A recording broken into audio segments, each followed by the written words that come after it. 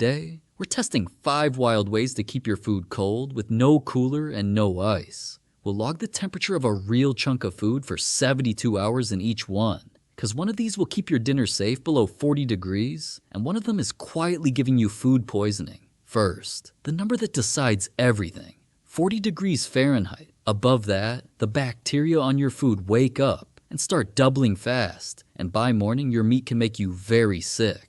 So every method has one job: pull your food under 40 and hold it there. Method 1 is the wet cloth wrap. You soak a cloth in water, wring it out, and wrap it tight around your food, then hang it in the shade where a breeze can reach it. As the water dries off the cloth, it pulls heat away. That's evaporative cooling, the same trick that makes you shiver when you step out of a lake. Here's the catch.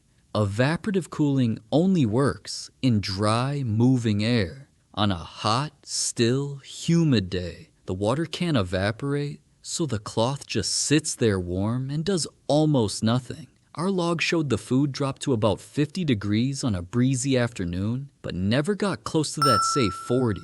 Method 2 feels like a cheat code. Sink your food in a cold stream. You seal it in a waterproof bag, wedge it under a rock so the current can't steal it, and let flowing mountain water do the cooling. Running water carries heat away far faster than still air ever could. The temperature log here was the best of the whole test. That stream ran at about 38 degrees, and the food inside the bag matched it within an hour and stayed there all night. As long as your bag never leaks, cold running water is the champion. No stream nearby? Method 3 is the ground itself. Dig down about a foot, because deep soil stays cool and steady no matter how hot the sun beats down on the surface. Wrap your food, seal it in a bag so bugs and dirt stay out, and lower it into the cool hole. Then pack loose soil back on top to hold that underground chill against it like a blanket. The morning check on the buried food was a solid win.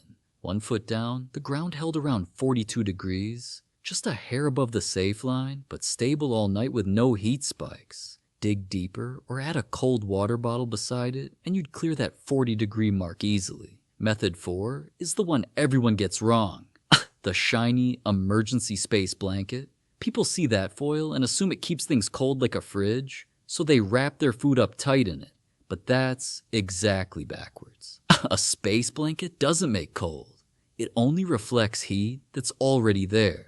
So if you wrap warm food and leave it in the sun, the foil traps that heat inside and slowly cooks it.